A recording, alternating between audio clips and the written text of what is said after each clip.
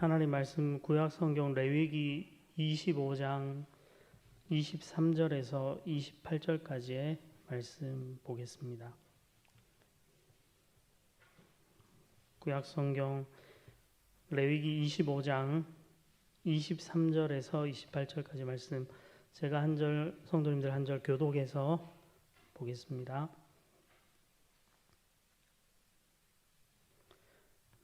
23절 말씀 먼저 읽겠습니다. 토지를 영구히 팔지 말 것은 토지는 다 내 것임이니라.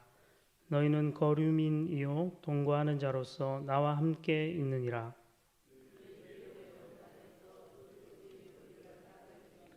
만일 내 형제가 가난하여 그의 기업 중에서 얼마를 팔았으면 그에게 가까운 기업물을 자가 와서 그의 형제가 판 것을 물을 것이요,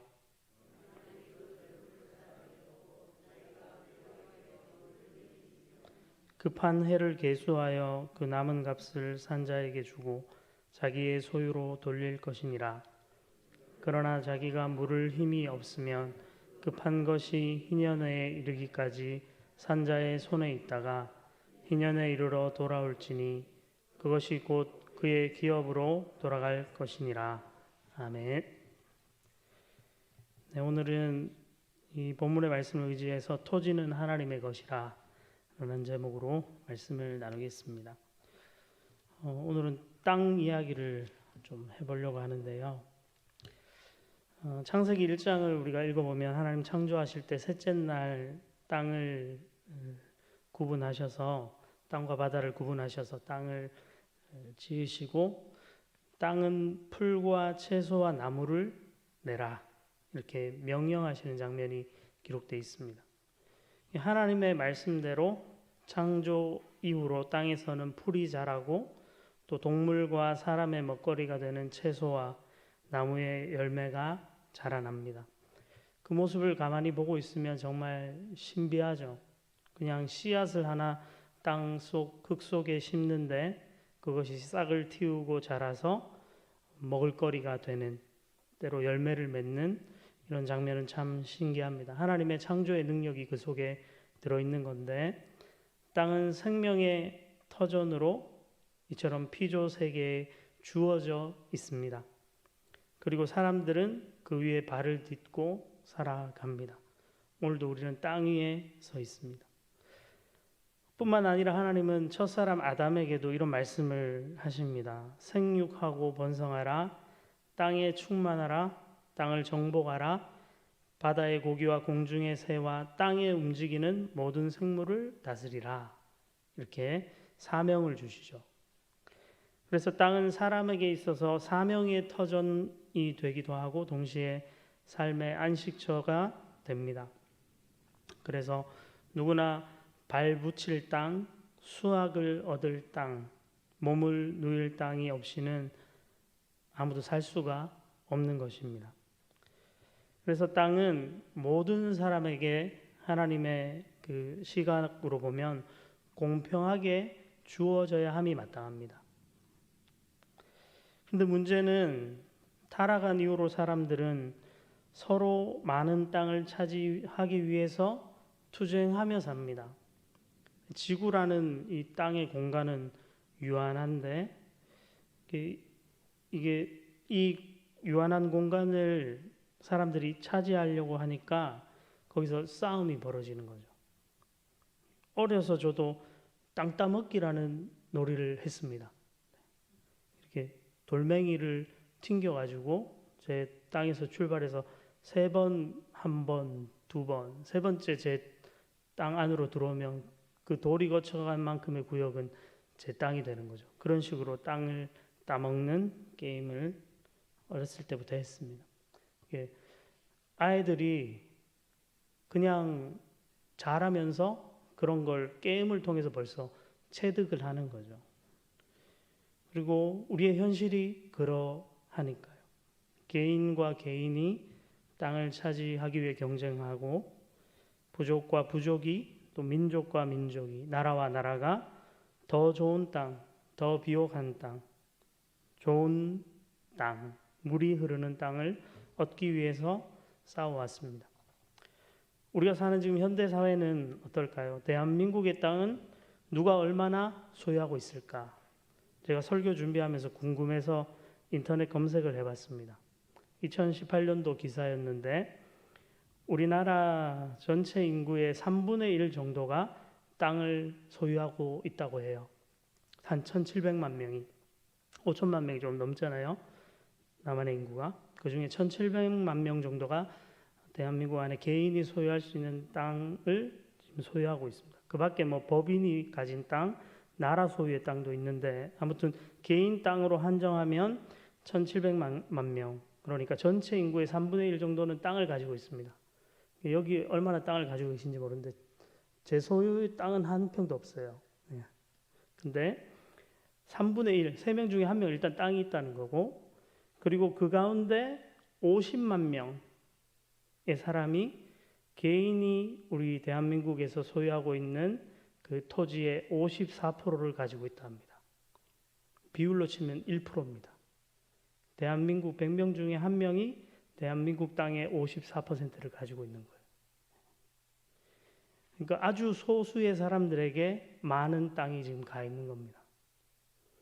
이건 비단 어제 오늘의 문제가 아니죠. 모세가 출애굽하던 그 시대에도 사람들은 땅을 디디고 살았지만 서로 많은 땅을 차지하기 위해 싸워야 했고, 때로는 가난을 이유로 땅을 팔거나 심지어는 자기의 자유를, 몸을 팔아 종이 되어야 하는 그런 경우들도 있었습니다. 그것이 애굽과 가나안 등 당시 고대 근동 사회의 모습이었습니다. 하나님은 애굽 변방에서 영토 없이 거주하면서 종살이하던 이스라엘 백성들을 구원하셔서 약속의 땅 가나안으로 들어가게 하시겠다고 말씀하시고 모세를 통해 인도해 내십니다. 그리고 그들에게 땅과 자유를 주시죠. 실제로 여호수아 14장 이하를 보면은 이스라엘 12지파에게 땅을 분배하는 내용이 기록되어 있습니다. 근데 그보다 앞서서 오늘 우리가 읽은 이 레위기는 여호수아보다 훨씬 앞에 이야기잖아요.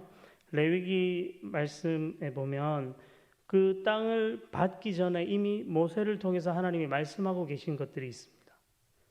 땅을 얻게 되어도 하나님을 안 믿는 애굽이나 가나안의 사람들처럼, 주변의 이방 나라의 사람들처럼 그런 식으로 땅을 소유하지 말고 하나님의 명령대로 하라는 것입니다. 특별히 오늘 읽은 본문에 하나님의 백성이 어떻게 땅을 소유하고 땅을 물러주고 또 땅을 되돌려줘야 하는지를 잘 가르쳐주고 있습니다. 오늘 23절 말씀에 보시면 이렇게 되어 있습니다. 토지를 영구히 팔지 말 것은 토지는 다 내 것임이니라. 너희는 거류민이요 동거하는 자로서 나와 함께 있느니라. 아멘. 오늘 23절 이렇게 시작을 하죠. 여기에 보면 토지의 성격 그리고 하나님의 백성 이스라엘의 성격이 지금 설명되어 있습니다. 일단 먼저 토지는 하나님의 것이라는 거죠. 이스라엘 백성들이 얻을 그 가나안 땅은 하나님의 것이라는 겁니다. 사실 이 세상 모든 땅은 하나님 것입니다.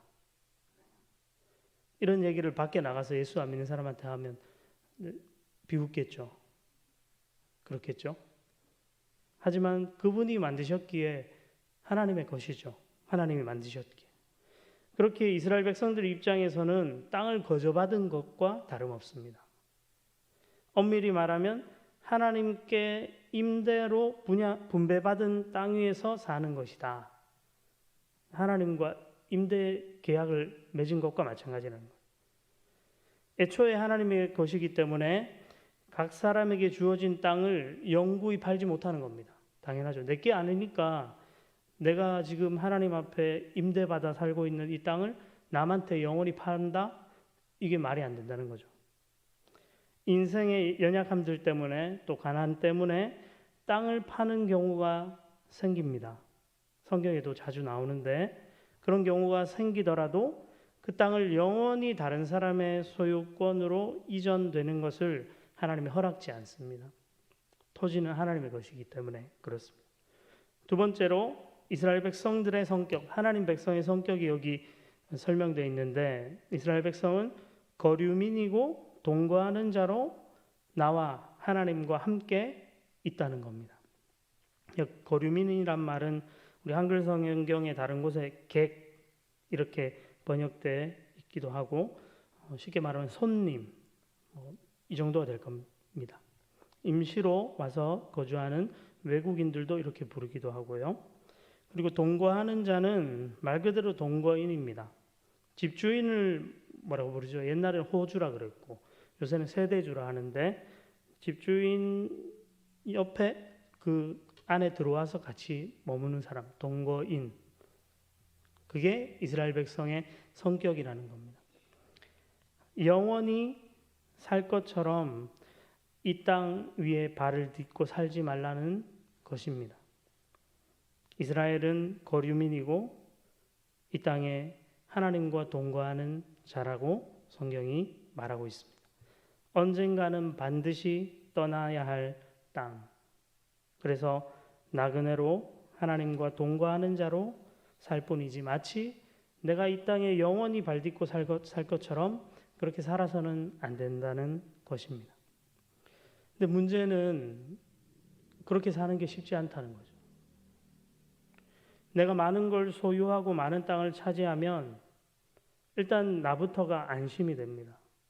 삶이 평안하고 좀 걱정 근심이 사라지죠.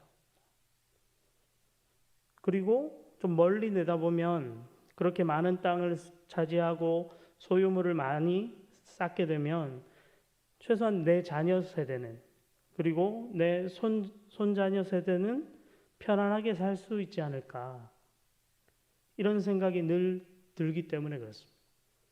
우리 여기 앉아 계신 우리 성도님들, 저의 부모님 세대, 할아버지 할머니 세대의 우리 성도님들은 그것 때문에 그렇게 힘들게 사신 거잖아요, 사실. 그렇죠. 자녀들은 내가 좀 힘들게 지금 이렇게 살아가도 내 자녀 세대는 좀 좋은 환경에서 좀 많은 거 물려주고 좋은 집, 유산으로 물려줘서 그들이 그걸 배경으로 편안하게 좀 살기를 기대하는 거죠. 이 모든 인간의 똑같은 그런 어떤 마음가짐일 겁니다. 그래서 어떻게든 더 많은 걸 소유하고 많은 땅을 차지하기 위해 이 애쓰는 세상에서 우리가 살아가면 나에게 주어진 이 형편들에 만족하고 감사하면서 사는 것은 사실 불가능에 가깝습니다. 언제나 비교의 대상이기 때문에 그렇죠. 그럼에도 불구하고 우리는 성경이 말씀하는 것을 잘 붙들고 살아가야 합니다. 오늘 우리가 23절의 이 말씀을 보면서 우리는 이런 것들을 기억해야 합니다. 땅을 포함한 모든 피조 세계가 하나님의 것임을 인정하면서 살아야 한다는 거예요. 등기부 등본에 내 소유라고 되어 있어도 그 땅을 내 것이라 여기지 않고 사는 겁니다. 하나님이 허락하신 삶의 터전, 하나님을 사랑하고 이웃을 사랑하는 도구로 우리에게 주어진 땅, 이건 상징적으로 땅이라고 하는 거지만 우리에게 허락하신 소유물들, 내가 가진 어떤 자원들을 사용하는 그런 지혜로운 하나님의 백성들이 되시기를 바랍니다. 또한 동시에 이 세상에 우리는 거류민이고 하나님과 동거하는 자로 살아가고 있다는 걸 잊어서는 안 됩니다. 이 땅에 영원히 살 것처럼 사는 그런 인생이 되지 않기를 소망합니다. 계속해서 오늘 본문을 보시면 생명의 터전으로 주어진 이 땅의 소유권을 잃어버리게 된, 즉 땅을 팔게 된 경우에는 언제든지 물을 수 있다는 말씀을 하나님이 하십니다. 24절에 너희 기업에 온 땅에서 그 토지 무르기를 허락할지니 하나님이 이렇게 말씀하고 계시죠. 땅을 영구히 다른 사람에게 소유권을 넘겨줘 버리게 되면 그 집안은 대대로 삶의 터전, 생명의 터전을 잃게 되고 결국은 그 생명을 유지할 수가 없을 것이기 때문입니다. 그래서 하나님은 토지 무르기를 허락하라고 말씀하시죠. 토지를 가난 때문에 팔더라도 다시 주인이 되살아올 수 있게 하나님 율법에 이렇게 말씀을 하신 겁니다. 25절, 26절, 27절에 계속해서 그런 내용들이 나오죠. 만일 내 형제가 가난하여 그의 기업 중에서 얼마를 팔았으면 그에게 가까운 기업 물을 자가 와서 그의 형제가 판 것을 물을 것이요 만일 그것을 물을 사람이 없고 자기가 부유하게 되어 물을 힘이 있으면 그 판 해를 계수하여 그 남은 값을 산 자에게 주고 자기의 소유지로 돌릴 것이니라. 하나님 이렇게 말씀합니다. 가난 때문에 땅을 팔더라도 다시 돈이 생기면 땅을 되찾아 올 수 있다는 거예요. 여기서 그 판해를 계수한다는 것은 희년이 기준이 됩니다. 희년. 50년마다 돌아오는 희년까지의 남은 해를 횟수를 계산해서 희년까지 기간이 많이 남았으면 돈을 많이 지불하고 희년이 1, 2년밖에 안 남았으면 돈을 조금만 지불하고 땅을 사올 수 있는 겁니다. 왜냐하면 희년에는 이스라엘 공동체 안에 있는 모든 기업의 땅은 본주인에게 아무 대가 없이 돌려줘야 하기 때문에 그래요. 그래서 희년이 기준이 되는 겁니다. 그렇게 돈이 생기면 중간이라도 언제든지 찾아올 수 있고 만약에 그럴 능력이 없다. 그러면 가까운 친족 중에 기업 물을 자가 대신 땅을 물러주는 거죠. 우리가 룻기를 수요일 시간에 제가 살펴봤었는데 거기 보면 보아스가 나오미 엘리멜렉 가문의 땅을 물러주죠. 그것처럼 가까운 친족이 대신 돈을 지불하고 대가를 지불하고 땅을 원주인에게 돌려주는 겁니다. 그렇게 무르게 해줍니다. 근데 이마저도 없다. 그러면 자기 능력도 없고 기업 물을 자도 없다. 그러면 희년이 될 때까지 기다렸다가 희년이 되면 그 팔렸던 땅을 원래 주인에게 돌려주도록 합니다. 그게 28절에 있는 말씀이죠. 그러나 자기가 물을 힘이 없으면 그 판 것이 희년에 이르기까지 산자의 손에 있다가 희년에 이르러 돌아올지니 그것이 곧 그의 기업으로 돌아갈 것이니라. 하나님 이렇게 말씀하고 계십니다. 희년에는 물론 땅뿐 아니라 몸을 팔았던 자유를 팔았던 이스라엘 공동체의 구성원도 자유를 얻게 되는 그런 해이죠. 이 말은 무슨 뜻일까요? 최소한 50년 안에는 내가 잃었던 땅을 되찾을 수 있다는 겁니다. 최소한 50년 안. 물론 한 세대를 이 고대에는 자녀들을 일찍 낳으니까 짧지만 뭐 25세를 기준으로 잡아도 다음 내 자녀, 손자녀 세대에는 땅을 돌려받는 거죠. 그렇기 때문에 이런 하나님의 말씀이 있기 때문에 누구든지 간에 평생에 한 번은 과거의 빚을 청산하고 새 출발할 수 있는 기회를 얻게 되는 겁니다. 혹 내가 그렇지 못해도 내 자녀나 내 손자녀는 반드시 그 땅을 돌려받을 수 있는 거죠. 다시 이 세상을 살아갈 수 있는 삶의 터전을 가지게 되는 겁니다. 한 세대의 실패와 가난이 다음 세대 그리고 그 다음 세대까지 계속해서 이어지지 않도록 하나님이 그렇게 못하게 막아버리신 겁니다. 우리 하나님 정말 놀라우신 분이시죠. 하나님 이런 분이세요. 우리가 사회적으로 이런 제도를 과연 누가 구상할 수 있을까? 이런 생각 들죠. 현대 사회도 못하죠. 그런데 하나님의 백성들이 하나님께서 명하신 이 땅과 관련된 말씀을 과연 잘 지켰을까요? 이스라엘 백성들이 땅을 물러주거나 아니면 이 희년이 되면 땅을 돌려줘야 한다는 이 규정들을 잘 지켰을까? 안타깝게도 그러지 못했습니다. 이 제도는 간혹 시행되는 경우가 있을 수 있었겠지만 거의 이상적인 제도로 남았고 이스라엘 백성들이 포로로 잡혀간 이후에는 폐지된 것으로 간주되었다고 그래요. 그리고 뿐만 아니라 땅을 사고 부자가 된 자들은 더 많은 땅을 가지고 더 많은 돈을 가지게 되었다고 성경도 말씀하고 있습니다. 이 모습은 바로 애굽과 가나안 사람들의 모습이죠. 하나님이 제발 애굽과 가나안처럼 살지 말라. 하나님 모르는 이방 그런 악한 사람들처럼 살지 말라고 약속의 땅에 인도하셔서 땅을 골고루 분배해 주시고 또 땅을 팔았더라도 다시 돌려줘야 하고 물러줘야 하는 이런 말씀을 하셨음에도 불구하고 애굽과 가나안의 모습을 닮은 이스라엘 공동체가 되었다는 겁니다. 이사야서 5장 8절에 이런 말씀이 있습니다. 가옥에 가옥을 이으며 전토에 전토를 더하여 빈틈이 없도록 하고 이 땅 가운데에서 홀로 거주하려 하는 자들은 화 있을진저. 이스라엘의 부자가 된 자들이 자기 집 옆에 있는 집들을 자꾸 사가지고 자기 집을 넓힌다는 겁니다. 가옥에 가옥을 더했고 전토에 전토를 더했다는 것도 마찬가지죠. 자기 토지에 다른 사람의 토지를 자꾸 사가지고 자기 땅을 넓혔다는 거예요.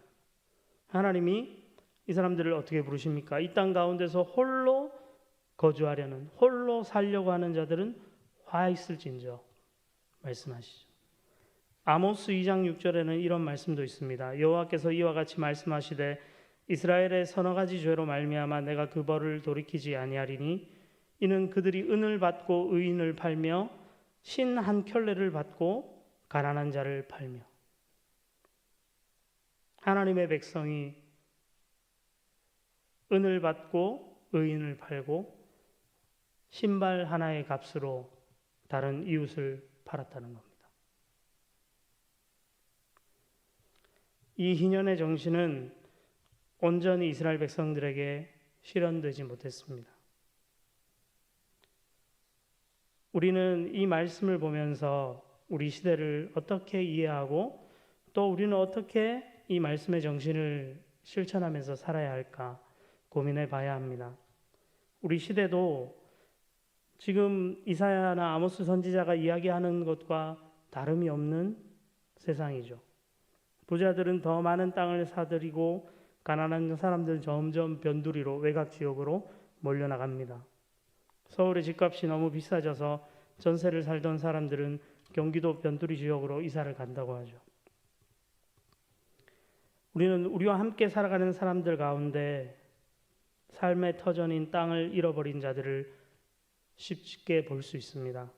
교육받을 기회를 포기하는 그런 사람들, 능력이 없어서 가정에 타고난 가정에 재산이 없어서 가난을 대물림할 수밖에 없는 사람들이 실제로 많습니다. 왜냐하면 부가 작은 수의 사람에게 다 집중되어 있기 때문에 그렇죠. 서두에 말씀드린 것처럼 우리 대한민국 땅도 1%의 사람들이 절반을 소유하고 있거든요. 땅을 통해 부가 되물림되는 겁니다. 성경은 토지가 하나님의 것이라고 말씀하고 있습니다. 하나님은 생명의 근원이 되고 삶의 터전이 되는 땅을 영구히 팔지 못하도록 하시죠. 그것은 마치 누군가의 생명을 사고 파는 행위가 되기 때문입니다. 다른 사람의 생명과 재산과 자유를 사고 팔고 있다는 거죠. 그래서 최소한 희년이 올 때는 누구든지 다시 삶의 터전을 되찾을 수 있게 하시는 분이 우리 하나님이십니다. 우리 아멘교회 성도님들은 오늘 말씀을 살펴보면서 하나님이 우리를 향해 원하시는 삶, 이 땅 가운데 발디디며 살면서 과연 우리가 어떻게 살기를 원하시는지 심각하게 고민을 해봐야 합니다. 가옥에 가옥을 더하고 전토에 전토를 더해서 누군가는 집과 땅을 잃고 생명을 잃어가게 하는 사람이 되어서는 안 됩니다. 우리는 이 땅의 주인이 아니기 때문이죠. 하나님의 말씀대로 우리는 하나님이 허락하신 땅에 발을 딛고 사는 거류민이고 나그네입니다. 하나님의 땅에 함께 살도록 허락받은 동거인일 뿐입니다. 아무쪼록 다음 세대의 사람들에게 생명의 터전인 땅을 돌려줘야 합니다. 기업 물을 자의 심정을 가지고 희년의 정신을 기억하면서 여러분 자녀만 그냥 잘 먹고 잘 살면 평안한 삶이 될 거라고 착각하시면 안 됩니다. 우리에게 있는 것을 흘려보내고 다른 사람, 가난한 사람, 기회를 받지 못하는 사람들에게 그것을 전해 주어야 합니다. 우리 아멘교회 성도님들은 상대적으로 많은 것을 가지고 있다고 저는 생각합니다. 여러분이 가진 것을 가난한 사람, 연약한 사람들에게 나누어 주고 돌려주십시오. 여러분의 자녀들이 가진 작은 것들부터 나누는 훈련을 하게 하십시오. 그래서 다른 사람의 생명을 빼앗는 사람이 아니라 다른 사람에게 생명을 나누어 주는 그런 하나님의 자녀로, 하나님의 백성으로 이 세상을 살아가도록 가르쳐 주시기를 바랍니다. 이렇게 다 주면 그러면 손해보는 것 같죠. 손해보는 것 같습니다. 뭘 자꾸 주랍니다. 하나님. 나도 살기 힘든데 나보다 더 잘난 사람, 부자들도 많고 저런 사람들 나눠주면 되는데 왜 나는 힘든데 자꾸 나눠주고 그렇게 하라고 하실까? 하나님이 정말 다 가져가려고 우리한테 이러시는 걸까? 그렇지 않죠. 오늘 읽은 본문의 바로 뒷장 26장에 보면 하나님은 자기의 말씀, 하나님의 그 규례와 계명을 준행하는 자들에게 이런 복을 약속하십니다. 레위기 26장 3절 이하에 너희가 내 규례와 계명을 준행하면 내가 너희에게 철따라 비를 주리니 땅은 그 산물을 내고 밭의 나무는 열매를 맺으리라. 너희의 타작은 포도 딸 때까지 미치며 너희의 포도 따는 것은 파종할 때까지 미치리니 너희가 음식을 배불리 먹고 너희의 땅에 안전하게 거주하리라. 내가 그 땅에 평화를 줄 것인즉 너희가 누울 때 너희를 두렵게 할 자가 없을 것이며 내가 사나운 짐승을 그 땅에서 제할 것이요 칼이 너희의 땅에 두루 행하지 아니할 것이며 너희의 원수들을 쫓으리니 그들이 너희 앞에서 칼에 엎드러질 것이라. 또 너희 다섯이 백을 쫓고 너희 백이 만을 쫓으리니 너희 대적들이 너희 앞에서 칼에 엎드러질 것이며 내가 너희를 돌보아 너희를 번성하게 하고 너희를 창대하게 할 것이며 내가 너희와 함께한 내 언약을 이행하리라. 아멘. 하나님의 말씀을 따라 여러분의 삶을 가난하고 연약한 자, 함께 살아가는 이웃들에게 나누면 하나님은 이런 엄청난 약속을 주십니다. 여러분의 삶이 번성하고 창대하게 하실 것입니다. 나누어 주신 것 그 이상으로 30배, 60배, 100배, 1000배, 만배로 우리에게 돌려주실 그 하나님을 의지하면서 하나님의 말씀을 따라 오늘도 살아가는 복된 하나님의 사람들이 다 되시기를 간절히 소망합니다.